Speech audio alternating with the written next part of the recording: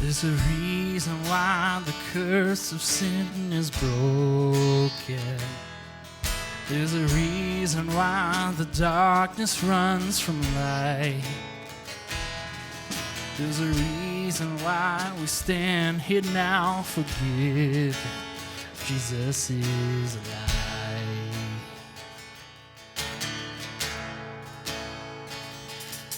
There's a reason why we are not overtaken. There's a reason why we sing on through the night. There's a reason why hope remains eternal. Jesus is alive.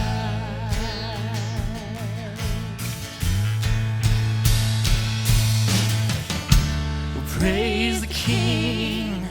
He is risen. Praise the King. He's alive.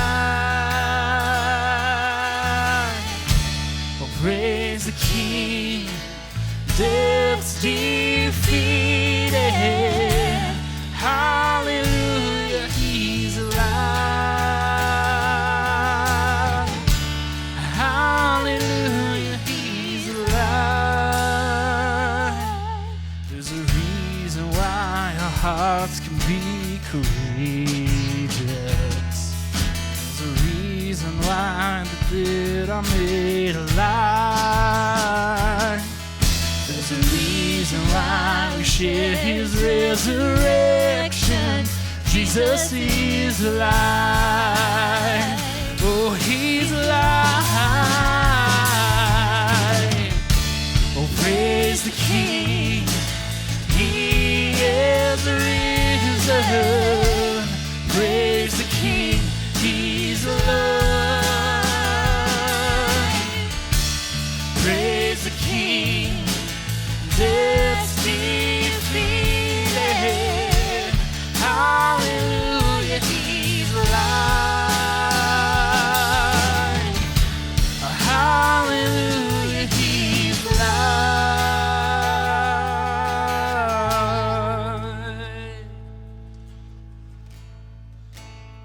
Oh, He's alive.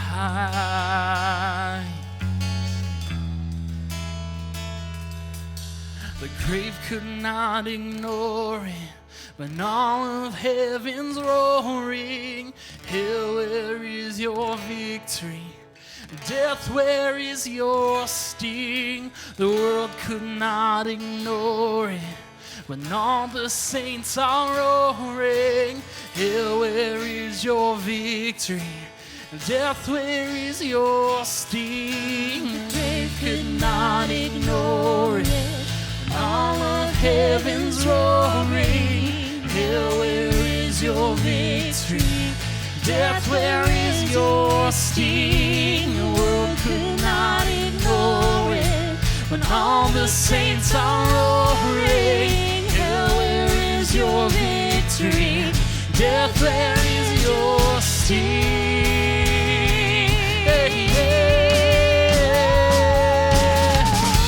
Well, praise the King. He is risen. Praise the King. He's alive. He's alive. Oh, praise the King. He is risen. Praise the King. He's alive. Oh, praise the King. Death's defeated. Hallelujah, He's alive. Hallelujah, He's alive. Oh, hallelujah, He's alive.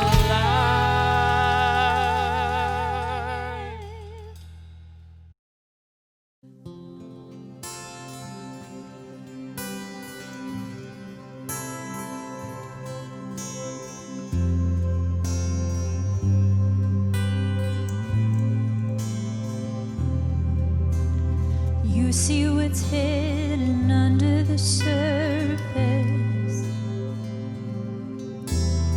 You see the beauty under the tarnish.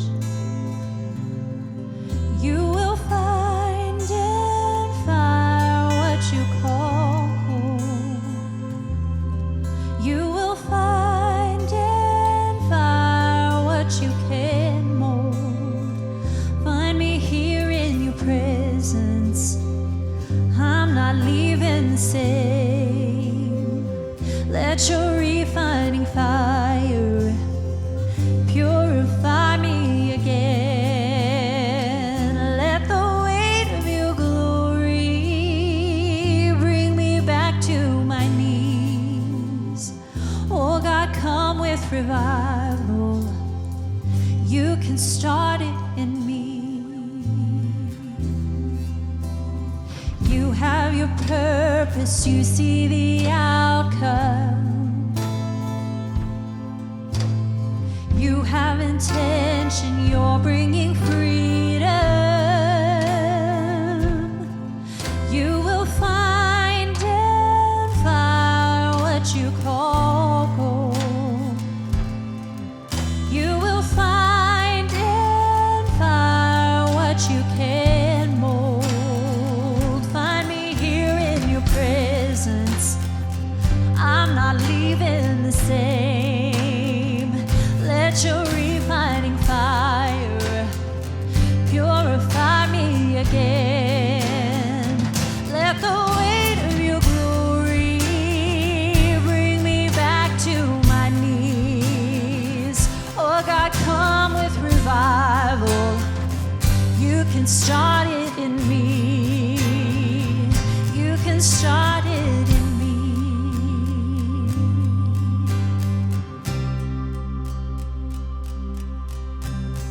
New hope, new life, new wine. We come together with one breath, one voice, one cry. Jesus, our Savior, new hope, new life, new wine. We come together with one heart, one voice, one cry. Jesus, our Savior, new hope, new life, new wine. We come together with one breath, one voice, one cry. Jesus, our Savior, new hope, new life, new wine. We come together with one breath, one voice, one cry.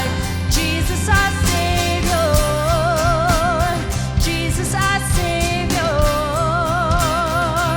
Find me here in your presence. I'm not leaving the same. Let your refining fire purify me again. Let the weight of your glory bring me back to my knees. Oh God, come with revival. You can start it in me. Find me here in your presence. I'm not leaving the same. Let your refining fire purify me again. Let the weight of your glory bring me back to my knees. Oh God, come with revival. You can start it in me. You can start it in me. Yes, you can start it in me.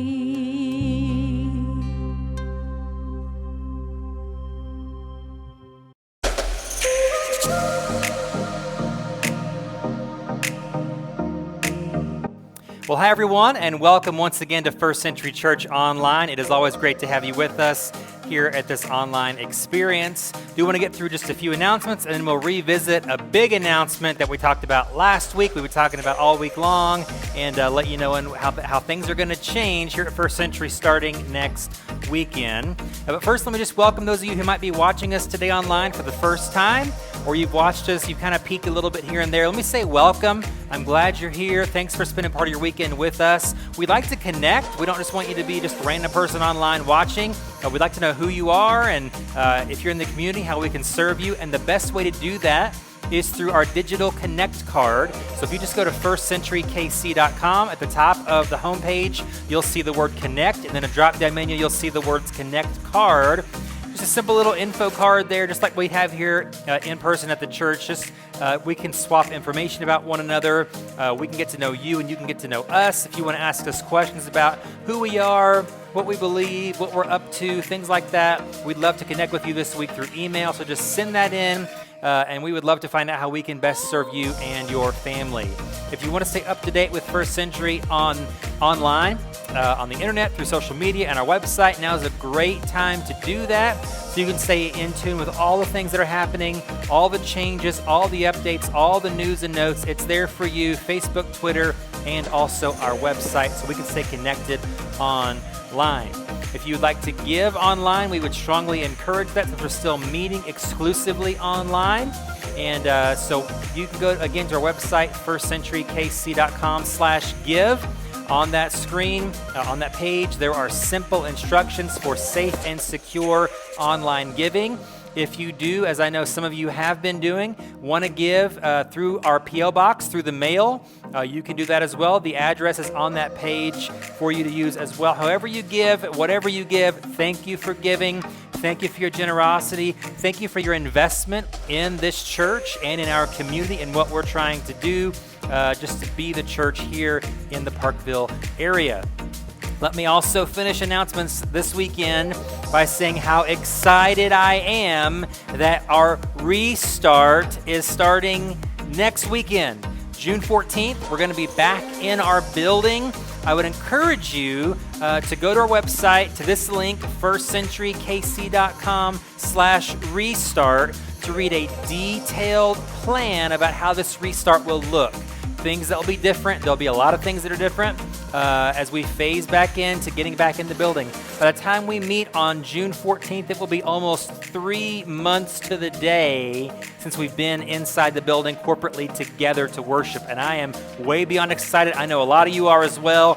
Maybe you've been watching us online and you're curious. We'd love to have you come and see us in person, meet a few people. We will be socially distancing for the first several weeks of this restart, so that will look different. As we mentioned last week, as you come in, which first of all, let me say, the doors will not open until 9:45 for a 10 o'clock start time. So if you get here a little bit early, you can just sit in your car, maybe pray about the morning, get yourself right, get your mind right, your spirit right, and it'd be great. And so we'll open the doors at 9:45 this coming Sunday morning. Our greeting team, our First Impressions team, will sit you and the family that come with you in spots based on how many are with you, so we can stay spaced out, socially distanced here, keep things safe.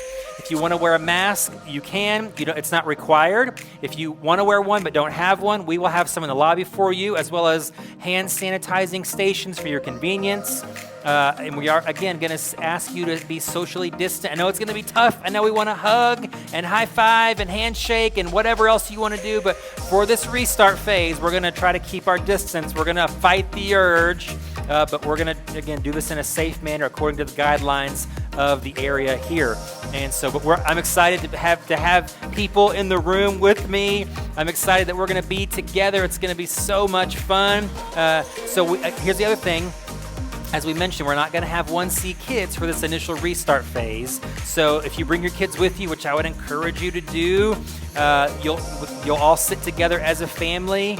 And so it'll be good. Here's what's going to be really cool is next week we're going to start a 3-week series called Bedtime Stories. It's going to be family friendly. We're going to hit some highlight stories that your kids will know. They can stay engaged. We'll keep it fairly short so they don't, get too rowdy, rambunctious. If they do, it's okay.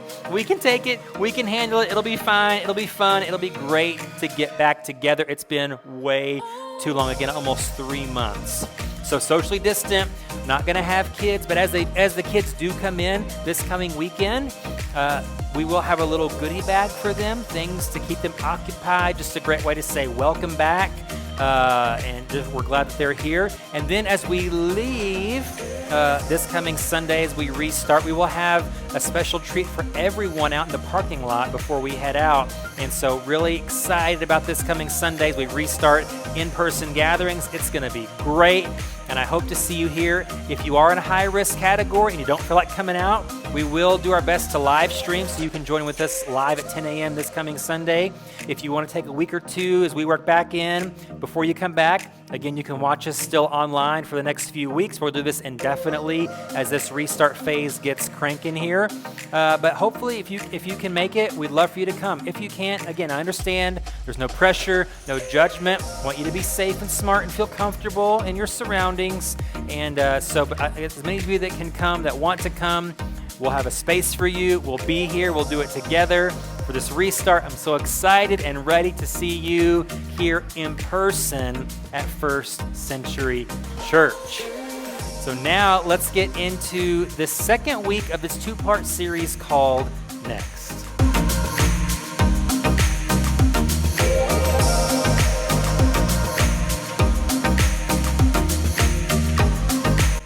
Well, I don't know if you're much of a Bob Dylan fan or not, but if you are or not, we're going to use one of the titles of one of his songs as the theme for our discussion today. We're in this series called Next, and today the message is going to be entitled, "The Times They Are A-Changin'." And I've had this planned out for several weeks, but for a lot of different reasons, this seems like a very timely message. So before we get into this week's content, let me quickly talk about, revisit the overall theme of this two-week mini-series and then recap last week because we're going to, in a way, build off of last week's content. So if you missed it, we'll catch up really quick and then launch off into today's material. So the theme of this two-week mini-series is simply this. Life is not just about what happens to you, but about how you respond to it. Life is not just about what happens to you, but is about how you respond to it. So last week, we looked at this idea of directional suffering. We talked about how everyone suffers in some way at some time in their life. Everyone in the history of ever has endured some sort of setback or disappointment or frustration or tragedy or heartache or loss. It's just inevitable. It's part of life. But as we see in the theme here of this two-part series is the question we need to ask is not why did this happen, but what do I do with it? Not poor old me, but how can I move forward despite this setback or problem or difficulty? Or even how can I use it even to an advantage somehow? What can I do with that? Where does it take me? Well, today in part 2 of this series, we're going to look at a very classic, very familiar passage from the Old Testament to fit this theme, this idea today that the times they are a-changin'. There's nothing we can do about it. It is inevitable. Just like we talked about suffering last week is inevitable. The times changing is inevitable. Life moving along is inevitable. So let's look here at Ecclesiastes chapter 3, an Old Testament book attributed to King Solomon, King David's son. So it seems earlier in his life he wrote the Proverbs. Here's the best way to live. Here's a great way to live. Ecclesiastes seems to be near the end of his life. Things are not going great for him. He seems like he's in a really rotten mood. He's a little cranky as an old man here. He's looking back at some regrets and some mistakes that he's made, and he writes some interesting things in this book. I'd encourage you to read through it. It's fascinating to see sort of his life philosophy as an old man. But today we're going to look at a very familiar, famous part of this book, Ecclesiastes chapter 3. Let's look at the first 8 verses as we kind of launch off of that into our message today. Ecclesiastes 3, starting at verse number 1. He says, "For everything there is a season, a time for every activity under heaven, a time to be born and a time to die, a time to plant and a time to harvest, a time to kill and a time to heal, a time to tear down and a time to build up, a time to cry and a time to laugh, a time to grieve and a time to dance, a time to scatter stones and a time to gather stones, a time to embrace and a time to turn away, a time to search and a time to quit searching, a time to keep and a time to throw away, a time to tear and a time to mend, a time to be quiet and a time to speak, a time to love and a time to hate, a time for war and a time for peace. So the main idea of this passage is that life continually moves on. Or the way that we're going to frame it and phrase it today is that seasons change. And you might think, no duh, Stephen. I could just say, times change, end of message, have a great weekend. But it's not just enough to realize that seasons change. What we're looking at, again, is not just that life happens to us, but life is really a response to what happens to us. Seasons change. Think for just a minute about 6 months ago, what life looked like 6 months ago, early December. We were right in the heart of the holiday season. Just had come off of Thanksgiving, prepped, 2 weeks or so until Christmas, thinking about the new year and all that might happen.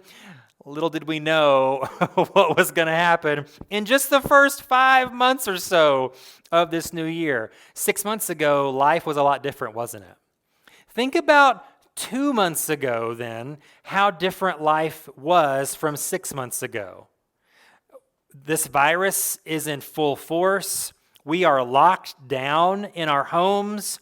We cannot go anywhere or do anything. The headline every day, every second on the ticker at the bottom of your screen or on the right or left of your screen is our numbers of how many deaths worldwide, how many deaths in the country from this coronavirus, from COVID-19.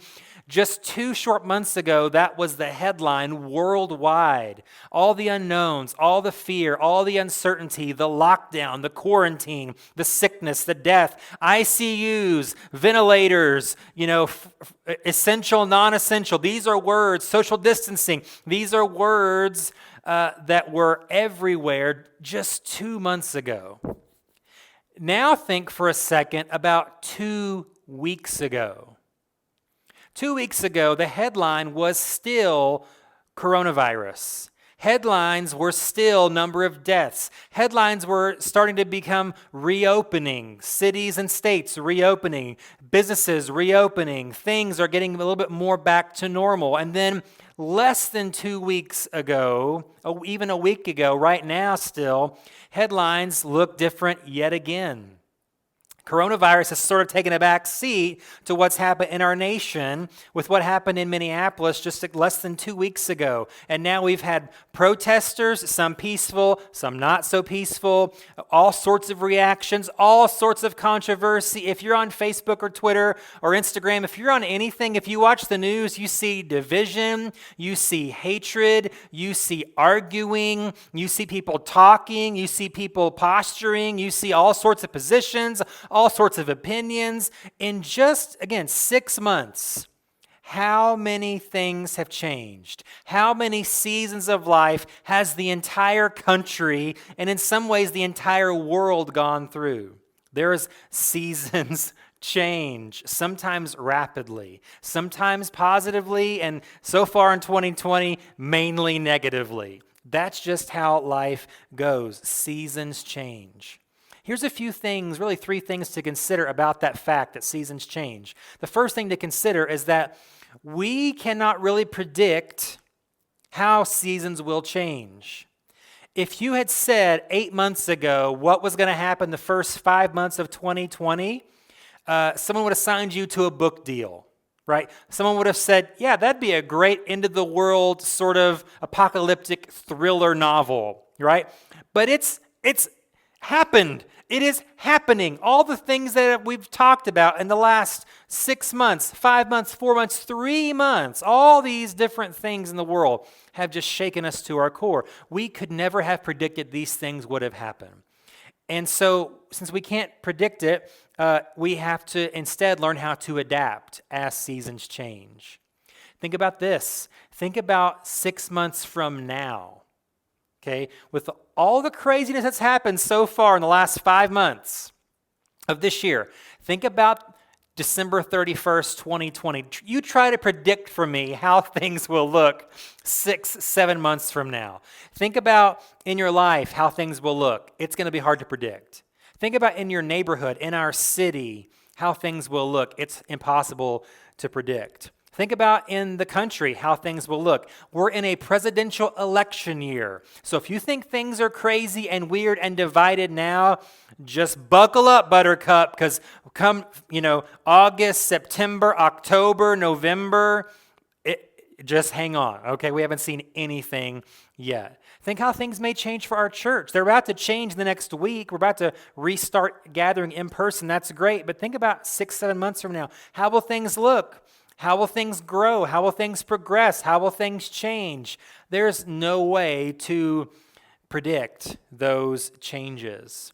We can't predict what will happen, but we must learn to adapt to those changes. And that's kind of the focus of what we're talking about today, is adapting. But then the second thing to consider about change is we also have no control over the changes of life, over the seasons of change. You cannot control what season you're in right now, and there's no way you can control what season is about to come. We just can't control those types of things or events. So here's my suggestion. Here's my plea. Stop trying to control the seasons of your life. The goal is not control. The goal is to adapt. Because again, the theme of the series is life is not about what happens to you, but about how you respond to what happens to you, how you adapt. This doesn't mean that we're passive. We just let things happen, but it does mean that how we adapt, how we react, how we respond is everything. Just look at our weather and the actual seasons of life right now. It's not officially summer for like 2 more weeks, yet we've hit 90 plus several times in the last 10 days or so. So you may not have thought you were going to have to blast your AC quite yet, but you probably have. You've adapted to seasons as they change. Similarly, earlier in the year, we had, it gets kind of warm. We get kind of in a lull. Oh, spring's here. And then boom, frost. And you're like, it's freezing. Why are there flurries? What is going on? You better find a jacket. You better find your coat. You better be able to adapt. Life is the same way. You can't control what season you're in or what season's about to come or when it comes or how long it's there, but we must learn how to adapt. And that's what we'll talk about in detail here in just a minute.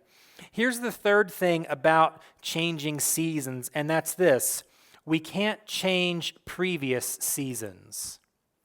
So what you say can't be unsaid. What you do can't be undone. Events that have happened to you, you can't undo those either.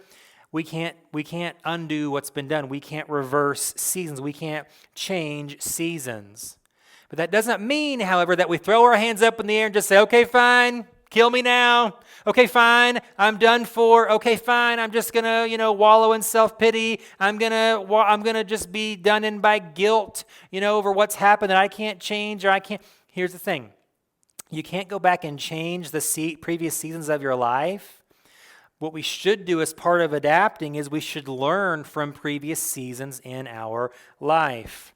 We should grow from, whether it's a good season or a bad season. It was a season we did great in or a season that we struggled in, made a lot of mistakes, a lot of errors in. We should grow from that season to where we are now. We should improve upon and build upon previous seasons. We can't undo what we've done. We can't unsay what we've said. We can't go back and fix every mistake, but we have to. We must adapt to and focus on how we can improve and grow and build on these seasons. So what we're going to look at here for a few more minutes is, how do we adapt? How is this possible? What's the secret to that? And practically, what does that look like? So we'll take a few minutes here to look at those types of questions. Because seasons change often, sometimes quickly, sometimes slowly. Any change in life is stressful, right? Even good ones. A job promotion with a new job description can be stressful. You move into your dream home. It's great. You've saved and dreamed and planned for this moment, but it's stressful. There's work involved. There's unknowns involved. There's, is this really what I want? Can we actually afford this? Even good changes are stressful, let alone the bad, negative seasons of change that come. And sometimes they happen so fast. Sometimes you have multiple seasons at once. It's like, sometimes in different parts of the year with actual seasons of weather. In the morning it's freezing. By the afternoon you're wearing shorts. It just happens that way. So how do we keep from being overwhelmed in these seasons of change? How do we adapt, as we've talked about, to these changing seasons? Sometimes the question is, how do I just keep my head above water? How do I maintain? How do I survive? Well, as we move on to the next 3 verses here, verses 9, 10, and 11 of Ecclesiastes 3, we'll see the answer to these types of questions. Here's what it says. What do people really get for all their hard work? I've seen the burden God has placed on us all. Yet God has made everything beautiful for its own time. He has planted eternity in the human heart. But even so, people cannot see the whole scope of God's work from beginning to end. Here is how we can learn to adapt to the changing seasons of life. It's to understand this important point.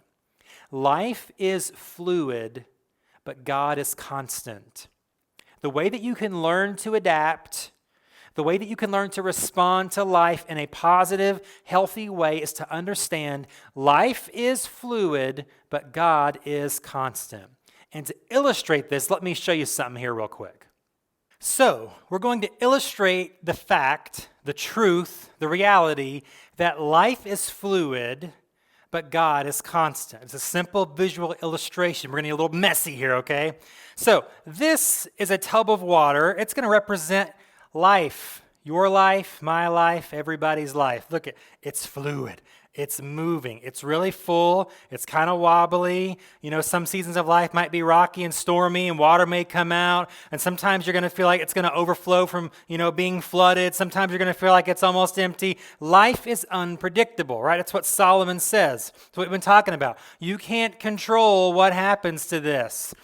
You can't control how much water is in there, if it overflows, if it falls out, if it dries up. Just things are going to happen that you can't see coming, you can't predict, you can't control. Life is fluid.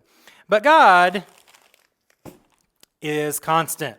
God is solid. God is consistent. God is sort of like this concrete here that we're going to mix right now, okay? So it's kind of like this.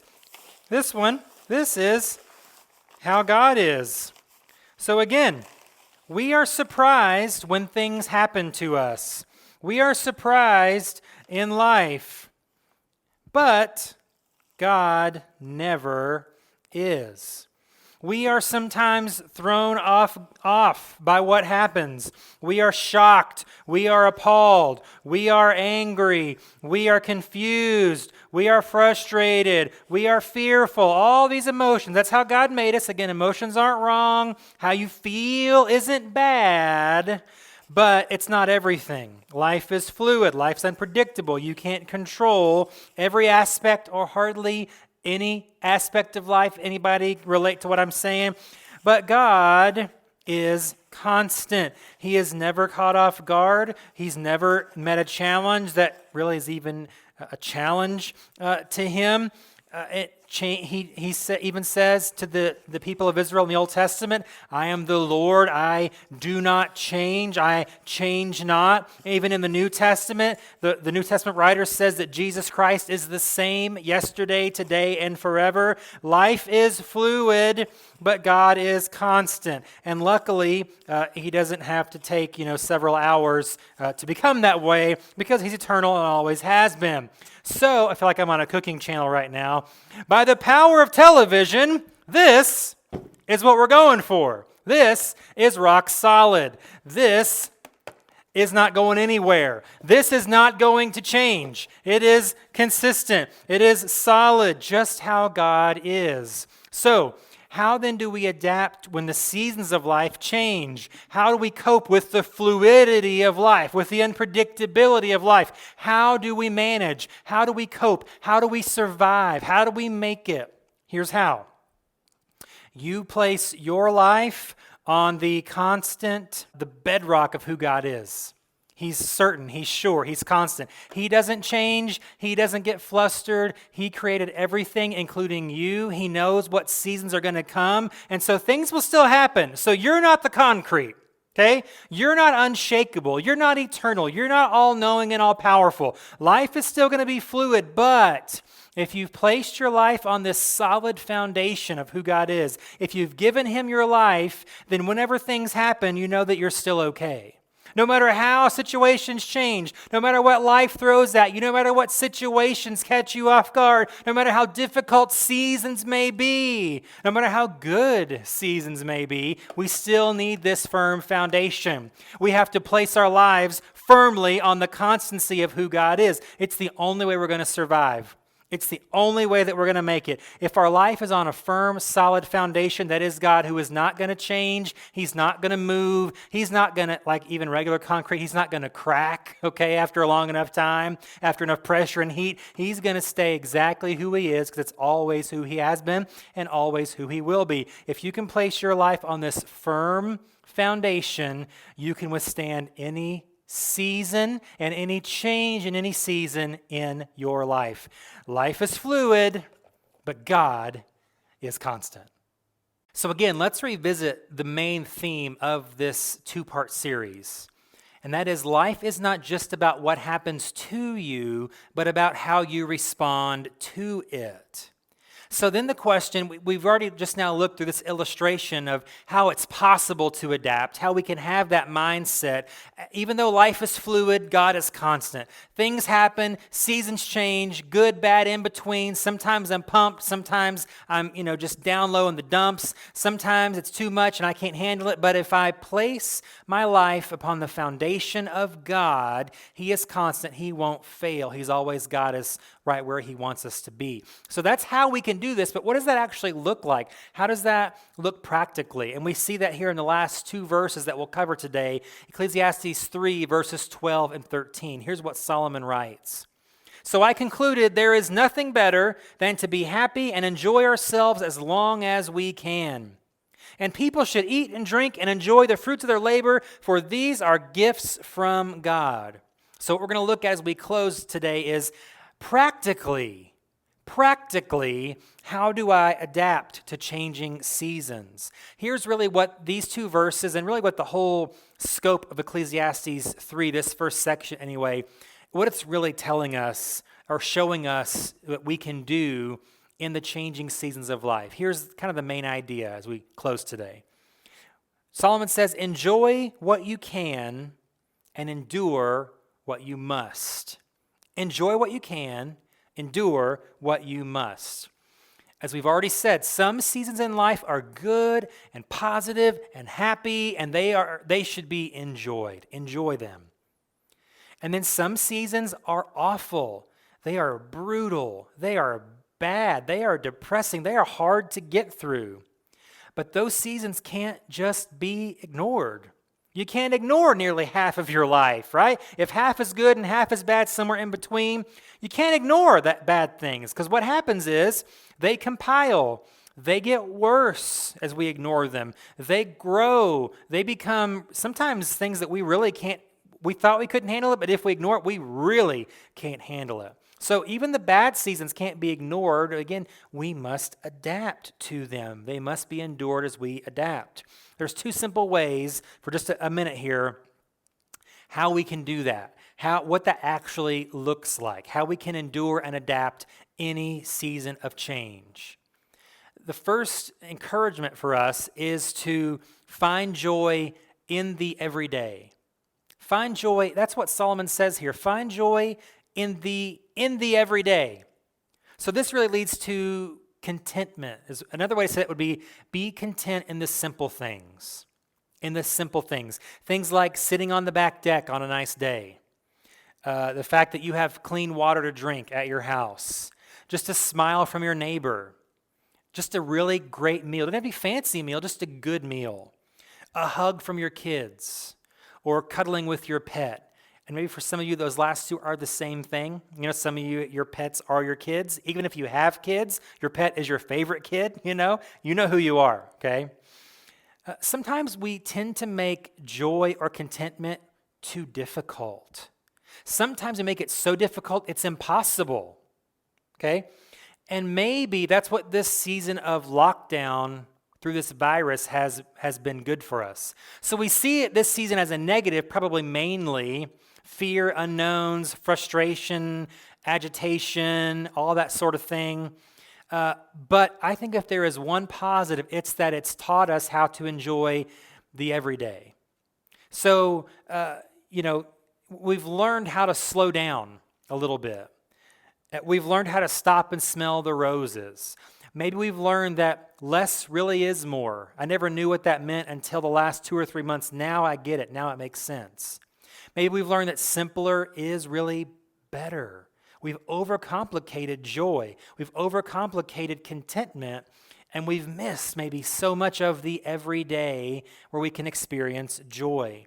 You see, we don't have to wait for the big, huge things or the rare things that happen to find joy. It's not just every year when you take that one vacation. I get 1 week of happiness, 1 week of joy, 1 week for me, and 51 weeks of bleh. Right? If we can find joy in the everyday, we don't have to live that way. We don't have to wait to get a raise every 2 or 3 years, if that, to find something to be happy about or joyful about. It's not just when this big thing happens or I get bigger, better, newer stuff every once in a while that I find joy in. Maybe what this season has taught us is a positive thing through a negative thing. I've been able to find joy in the everyday, the small, simple, everyday things, the small, simple, everyday moments, which leads to a similar but second way that we can adapt in seasons of change. Not only adapt, but not only survive, but also thrive and move on to what's next. And that is to simply find joy every day. To find joy every day. Verse 13 we just read, Solomon says, everything is a gift from God. As we can learn to understand that and live that out, it can make even the worst seasons of your life way more manageable, way more tolerable. It puts that into perspective. If we can find joy every day. This is a daily challenge. I'm going to issue you a daily challenge, and it's simply this word, gratitude. If Solomon is right, if everything is a gift from God, then I can find joy not only in the everyday, but I can actually literally find joy every day. Here's the challenge. No matter what season of life you're in right now, or seasons of life, no matter how good, bad, or in between life is for you in this moment, today and every day from this day forward, I challenge you to find at least one reason for joy. Just one. And you might think, man, that's easy. And then you get in a dark time in a couple of weeks and you're like, it's not easy, but you can do it. We need to find at least one thing every day, one reason for joy. This is the key to adapting to the seasons of change in life.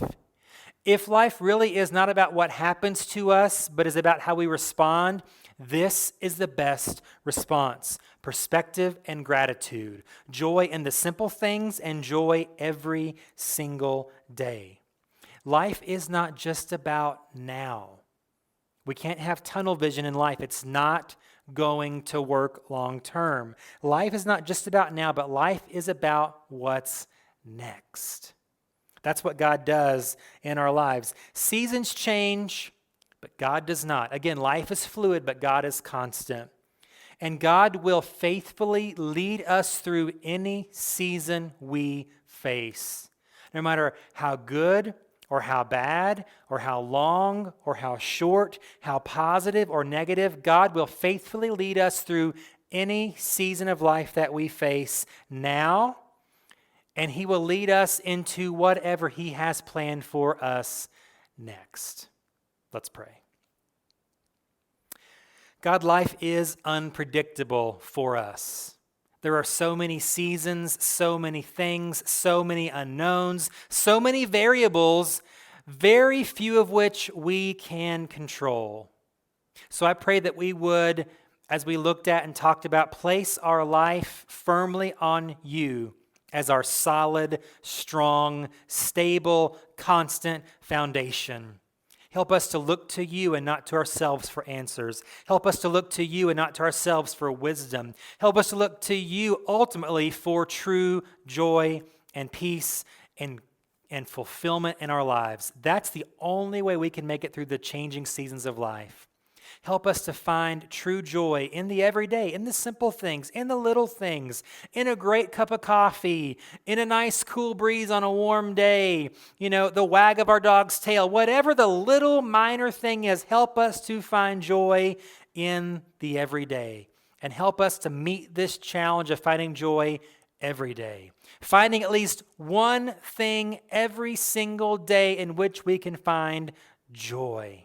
It will help us to adapt to changing seasons. It will help us to keep our head above water. It'll help us to not only survive through any season, but thrive, to come out better and stronger because we've trusted you and found joy and peace and contentment in you.